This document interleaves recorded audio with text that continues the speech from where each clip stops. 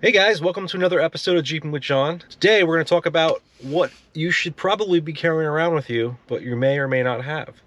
We'll be talking about tools. So I'm over at my local Harbor Freight. We're going to go in and see what we can get on a budget. We'll set it modestly, not too low.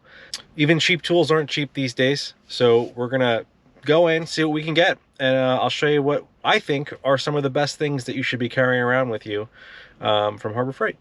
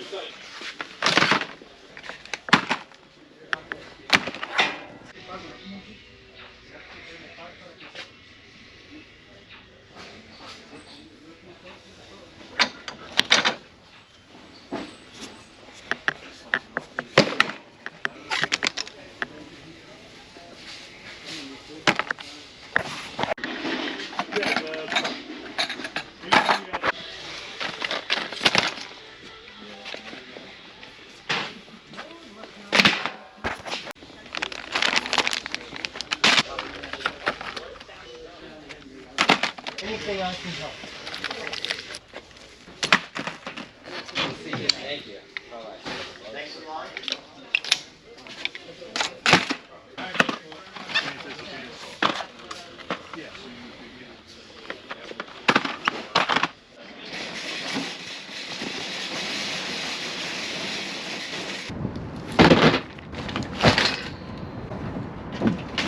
All right, we just wrapped up our little shopping excursion over at Harbor Freight.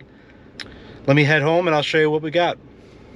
All right, guys, we're back from Harbor Freight. I think we did a pretty nice job putting together a toolkit here. Let's go through and see what we picked up here. So probably the biggest item that we picked up was this 66-piece high visibility socket set. It does have 1/4 inch, 3/8, and 1/2 inch drive. Comes with some ratchets as well. What's nice for the price is that these did come with 72 tooth ratchets. All right, it does come with a box, but I do like to keep things small. If we open it up, we have our wrenches, we have some spark plug sockets. Here are our ratchet wrenches. They do a pretty nice tight tooth count in there. This probably has more sockets than we actually need, but I'm going to show you what we're going to do to put this together in something that's more usable to us. Kind of slim things down a little bit and also make it easy and organized to find on the trail. All right, so let's put this away and I'll show you what I'm talking about in just a few minutes. I picked up these Pittsburgh socket rail sets. There's 3 of them in there. What's nice about these are that we can take the sockets out of our kit that we will find most useful to us, and we can put them on this rail system. So this one here is for 3/8. This one here is for 1/2 inch. And we have one for 1/4 inch as well. These are really inexpensive. I got 2 sets, and I think these are going to go in our trail bag much easier and more compact than bringing this whole thing around. In no particular order, we also have a Torx kit here. We have our Star Point socket set. This isn't 1/2 inch drive. So we have this from a T20 to a T60. We definitely need up to a T55. So this T60 probably isn't going to do us much good, but we can eliminate that from the kit if needed. Again, these are all sockets, so we can put them on these socket rail sets that we got. That's why I did get 2. The next thing is screwdriver. Now, I've carried around full set of screwdrivers, the short all the way to the long. I find that I'm mostly just grabbing for that medium-sized driver in Phillips head. There's not a lot of stuff, at least that I found on a Jeep, where I really needed a super awesome screwdriver. So I did go with this Quinn 10-in-1. What's nice about it is that it has the slotted, the Phillips has a square, and it has a nut driver in 3/8 and 5/16.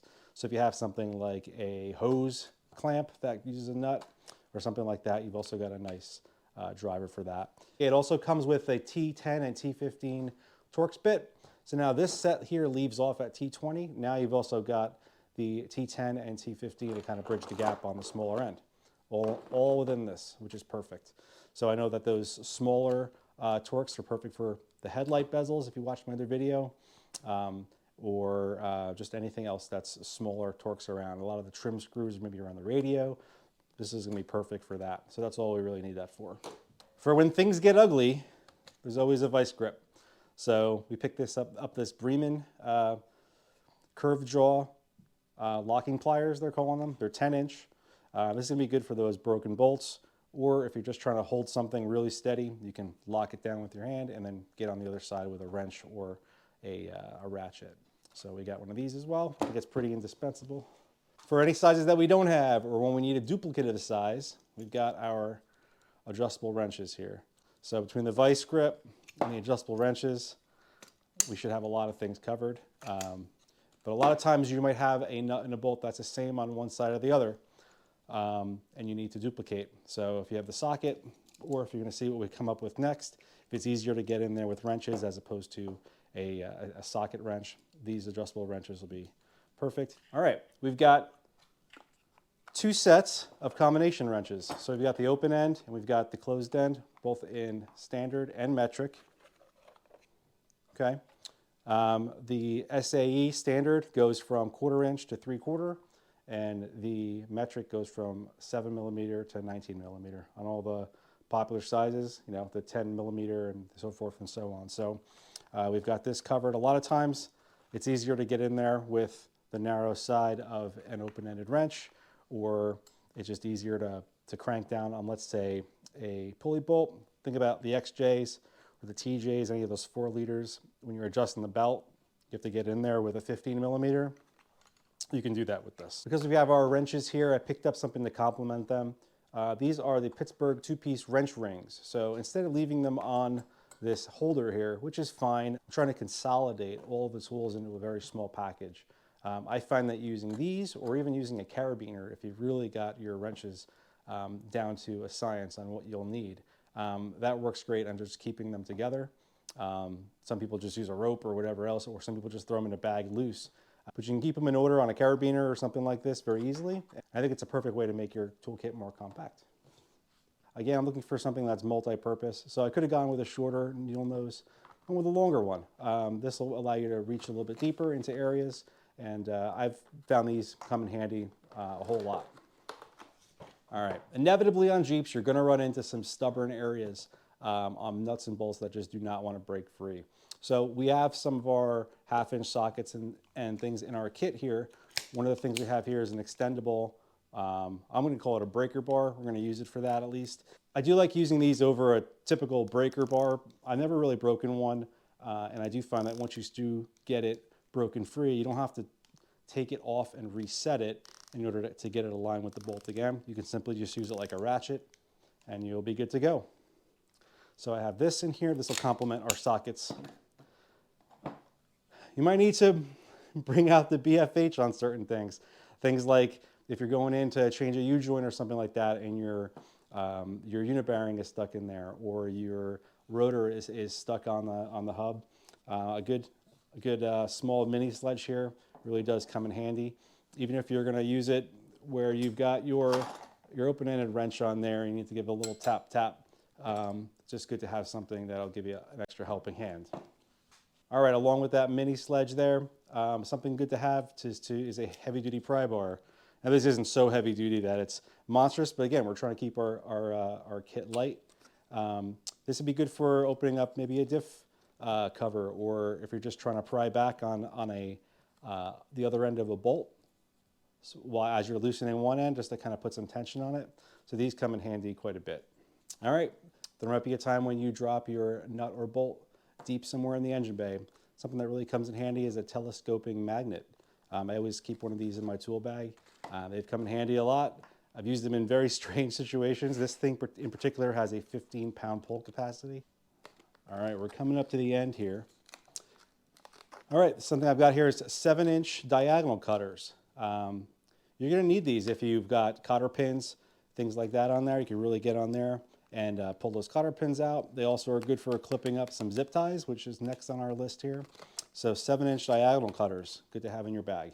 All right, I spilled the beans earlier, but we've got our zip ties. So yeah, they're Harbor Freight zip ties. Are they the best? No, but it's something that's great to kind of keep a low-cost approach to our bag. We've got 8-inch black cable ties here, and then I like to keep these longer ones. They fold. These are super cheap. I think they're like $1.99 for 10 pieces. These have a 150 foot-pound tensile strength on them, so they're pretty beefy. There's 10 of them, and they're 24 inches long. You never know when you need to strap something down to your Jeep, to your roll bar, roll cage. These things come in handy. So I would like to keep those on there as well. These, if you need them to be longer, you can double them up. You can attach them to themselves. I've seen people use these to hold up their sway bars in a pinch. Yeah, overall, great to have in your bag. This is a 16-inch tool bag by Bauer. This is very similar to the bags that you get with Milwaukee. So I've gotten grinders and impacts, and they come with a nice bag like this. This is definitely a clone of that, almost to a T. But it's very well made. The zipper seems nice. It's got nice stitching on it on both sides here. But really what I'm interested in is seeing how wide this can open, and it opens very wide. It's a complete square, so nothing's going to fall out if it does open all the way. But you have a very nice box here, and it carries things very well. Inside there's pockets, so you can use them for smaller items so they don't get lost among all the other larger items that you have in there. Let's go ahead and talk about some of those smaller items, right? So one thing I like to keep that nobody thinks about is some baling wire. This is called mechanics wire, right? You can use this to hold up an exhaust. You can use this for a lot of different things. We've used it to clean out a carburetor on my son's quad when that thing got dirty. But this is about $1 or so. They have this at Harbor Freight. You can get it at any hardware store, but it's something I like to keep in the bag here. So we pick one of those up today. This is the cheap way to go. Initially, I had the larger kit in my cart, but this is the Pittsburgh tubeless tire repair kit. Comes with 1, 2, 3, 4, 5 plugs, some cement, and then 2 reaming tools along with a cutter. Another thing to have is a measuring tape. You're wondering, why would I need a measuring tape? There's a lot of different reasons. One I can think of is you could do a quick alignment on something. Let's say you bend a tie rod and you want to just adjust things out to get things straight. Some of these newer Jeeps are a little finicky, and you got to get it just so. So you could do a mini alignment with your measuring tape here. So definitely something good to have. Okay, lastly, we have a mini pick and hook set. I have one of these in my workbench at home, and I've used them pretty frequently, probably for the wrong use, but they come in handy. You can clean dirt and things out of like gasket surfaces, and I just find it, it's just good to have. They're kind of sacrificial at 99 cents for this 4-pack, but again, we're going to add that to our bag. All right, the last thing we purchased here is a set of gloves. It is Black Friday, so there was a pretty good sale on these Hardy Mechanics gloves. We went ahead and picked a set of these up. Always good to protect your hands when you're working on something under your Jeep, on your Jeep. I just find I'm constantly getting my hands dirty, whether I'm strapping my Jeep down to the trailer or just picking stuff up off the ground, things like that. Good to protect your hands.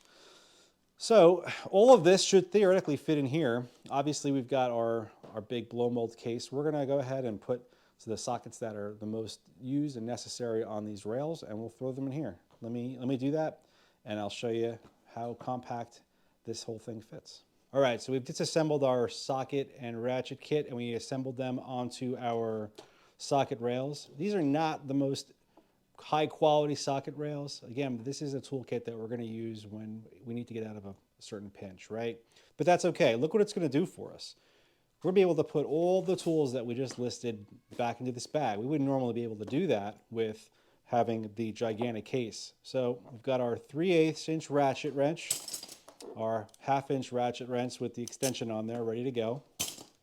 We've got our metric 3/4 inch sockets. We've got our 1/2 inch frequently used sockets and the Torx bits. And we've got our 3/8 standard socket wrenches. We got some deeps on here too, and an extension. So there you go. So we've got our bag all together here. Everything listed, including the bag, is just under 200 bucks. This is not going to be an all-inclusive kit. Definitely, there's room in here to add things that you might like. You might want to put your tire gauge in here, a set of deflators. Just trying to think of what else you might want to put in there. Something else that's good to keep that we don't have and we didn't buy on this trip is some duct tape. It'd be a little bottle of WD-40. But this right here is, I would say, the perfect starting point for a toolkit in your Jeep. Definitely at the bare minimum of what you'd want to carry, I'd say. That's about it. You know, these Black Friday deals, they're almost over. I'm sure they're going to continue on during the holidays in different forms, but they're making it really easy to put something like this together. If you haven't already, guys, definitely put something like this together for your Jeep. You'll thank yourself if you ever need it in the future. Well, that's all for this one, guys. If you like the video, like and subscribe. It really does help. I'll catch you on the next one. Have a good one.